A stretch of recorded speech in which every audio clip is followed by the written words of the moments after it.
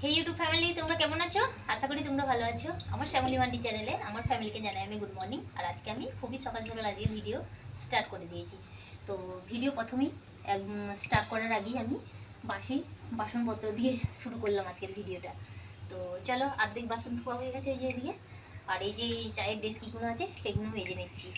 তো এখনও কাজকর্ম এখনও বাকি আছে। তো চলো, আমার মেয়ে তোমাদের করে ঘুরিয়ে ঘুরিয়ে একটু দেখাচ্ছে। তো দেখো,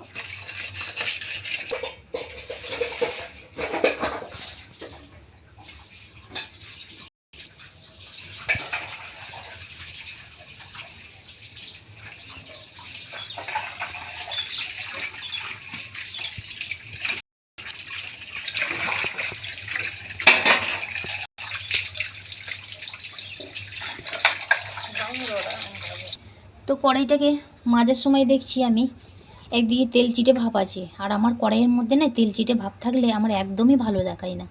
তো তার জন্য আমি কড়াইটাকে আবার কচবিরাসটা যদি বা একটু ছোটো হয়ে গেছে, মেজে মেজে ক্ষয়ে গেছে। তো এই যে কড়াইটাকে আমি ধুচ্ছি। আর আমার কড়াই সবসময় এরকম পরিষ্কার পরিচ্ছন্ন চাই আমার।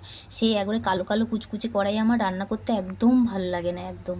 তো চলো আমি কড়াইটাকে তোলার চেষ্টা করি, ঠিক আছে? তারপরে আবার ফাইনাল লুকটা তোমাদের সামনে নিয়ে আসছি, কেমন?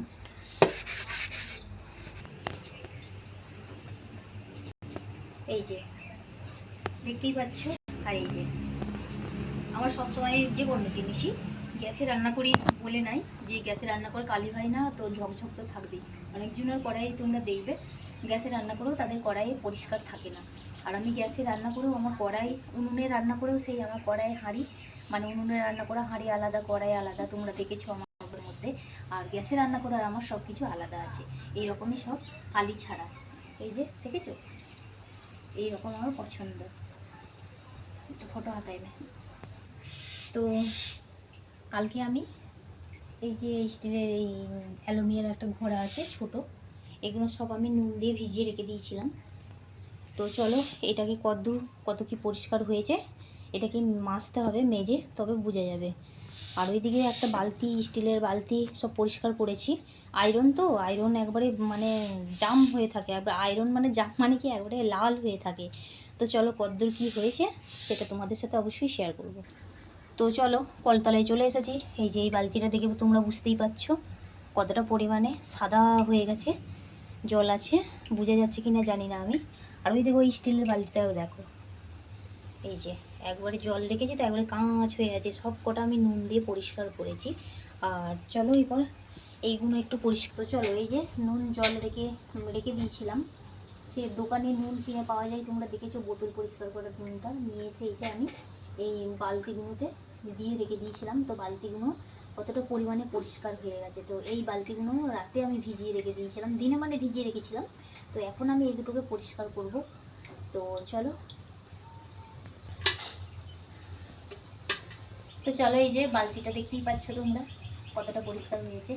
এই যে এবার নুনের কোটো, হয়তো আমি 10 টাকা করে নুনের কোটোটা এবার সেটা নিয়ে এসেছি। এবার সেটা মানে এই এত বড় বড় বালতিগুলো তো মানে সবটা তো হবে না, তাই না? সবেতেই একটু একটু করে মানে জল দিয়ে রেখে দিয়েছিলাম। তো ভেতরটা এই পরিমাণ, এই যে দেখেছো কতটা চকচক করছে, তাই না? সব আয়রনগুলো না উঠে একবার কোথায় চলে গেছে, সত্যি তাই না? এইরকম পরিষ্কার বালতি সবসময়কার জন্য যদি থাকে না, মনটা খুশি হয়ে যায়, গার্ডেন হয়ে যায় মনটা, তাই না? তো চলো, এই দেখো আমি তো খুব খুশি।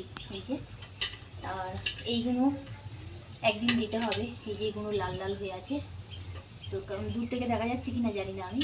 তো এই যে এগুলো লাল লাল হয়ে আছে, এগুলো একদিন নুনটাকে মানে গুলিয়ে রেখে দিতে হবে।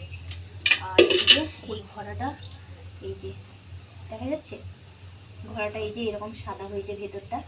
তো আর এই যে কালো কালো দেখা যাচ্ছে না, এটা উঠছে না গো, এটা এই যে ভেতরে করে আমার হাতটাও যাচ্ছে না যে হাতে করে আমি পরিষ্কার করব।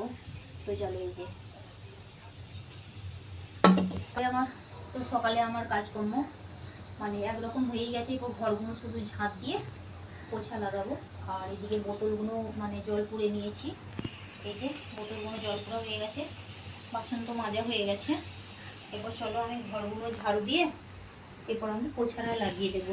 তো চলো তাহলে আবার দেখা হচ্ছে তোমাদের সাথে। তো চলো, এখন আমি ঘরগুলো তো ঝাঁট দিয়ে হয়ে গেছে, এখন আমি উঠোনটাকে ঝাঁট দেবো। কী পরিমাণে জলটা এই যে বৃষ্টি হচ্ছে তো চিপচিপ করে, আর এই যে এইখানটা জমে গেছে কীরকম, এই যে এরকম জল জমে যায় এইখানটায়। এখানকার জলগুলো এদিকে আসতে পারে না, এইখানটায় তো মানে খাল আছে তো, এখানে খাল ওখানে খাল এখানে খাল, মানে সমান নেই, প্লেনটা নেই। তো চলো এই যে ছাতা নিয়ে চলে এসেছি, ওখানে ঝাঁপ দিয়ে দিই।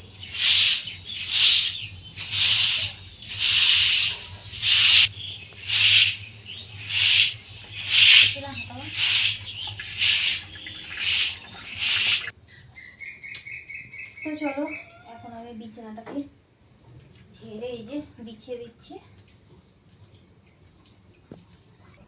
তো চলো এদিকে জানলাটা খোলা আছে বলে প্রকাশটা তোমরা ঠিক মতন পাবে না। এই যে আমার বিছানা তোলা কমপ্লিট। আর এদিকে মশারিটা না একটু কেমন একটা, বৃষ্টি হলে যে গন্ধটা থাকে না, সেই রকম একটা মানে কেমন একটা গন্ধ, মনে হচ্ছে যেন অনেক দিন ধরে কাচা হয়নি, কিন্তু মশারিটা পরিষ্কার, কিন্তু এরকম গন্ধে আমি শুতেই পারবো না। তো মনে করছি মশারিটা আমি আজকে মনে করছি সার্পুর জলে দিয়ে দেবো। রোদ তো কিন্তু নেই, মেঘলা মেঘলা করেছে, একটু একটু করে বৃষ্টি আসছে, যা হবে হবে, মশারিটা আজকে আমি কাচবো। তো চলো ফ্যামিলিরা, সকালের নাস্তাটা কাজকর্ম গুটিয়ে এই যে চলে এসেছি আটা নিয়ে। আর এই যে এখানে সাদা তেল আছে, সাদা তেল একটু আটার মধ্যে দেব, একটু অল্প করে নুন দিলাম। আর সকালের নাস্তাটা তাড়াতাড়ি করে ঝটপট করে করে নিই, মেয়েরা স্কুল যাবে তো। তো চলো সাদা তেলটা দিয়ে একটু তেল দিয়ে আটাটা মাখলে কি জানো তো, সে জল দেওয়ার সময় যখন আমি আটাটা মাখবো না, একবারে নরম হয়ে থাকবে রুটি। এটা আমি শিখেছি গুজরাটের মানুষদের কাছে আর কি, গুজরাটে যখন ছিলাম তখন আমি শিখেছি এটা। তো এই ওরা তো 12 মাস রুটি খায় গুজরাটের মানুষরা, তো এই যে আমিও তাদের মতনই করছি। আর ওরা আবার কী করে জানো তো, ওরা আবার এরম হাতে করে ডলে ডলে ডলে ডলে এরম তেলটা দিয়ে তারপরে আটাটাকে এইরমভাবে ইয়ে করে, মানে ওদের সেই আটা মাখানোটাই মানে অন্যরকম। তো চলো আটাটা আগে মেখে নিই, তারপরে আবার দেখা হচ্ছে। কি টেরা বেড়া রুটি করছিস? তো চলো এই যে এদিকে পরোটা এই যে হয়ে এসেছে, দুখানা হয়ে গেছে, এই একখানা। আর এদিকে চা চাপিয়ে দিয়েছি, কালো চা। তো মেয়ে স্কুলের জন্য রেডি হয়ে গেছে, তো মেয়েকে এখন আমি খেতে দিয়ে দেবো, আর বাকিগুলো আস্তে আস্তে করে বানিয়ে নেব।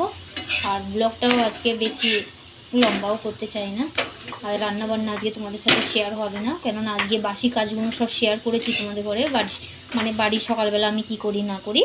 তো চলো এদিকে চাটা হয়ে গেছে, এখন আমি চাটাকে নামিয়ে নেব, গ্যাসটা অফ করতে। তো দেখি মেয়ের জন্য এই যে চাটা ঢালা হচ্ছে। বড় মেয়েটা আমার স্কুল যাবে না আজকে, কালকে গিয়েছিল, তো আজকে ওর শাড়িগুলো কাচবে, তার জন্য ও যাবে না। তো চলো এখন আমি মেয়েকে রুটিটা দিয়ে আসি। আর আমি তো ধরো পরোটা খেতে অতটা পছন্দ করি না, আমি আমার জন্য এই যে রুটি করে নিচ্ছি, এই যে ফুলকা ফুলকা লুচি বলছি, রুটি।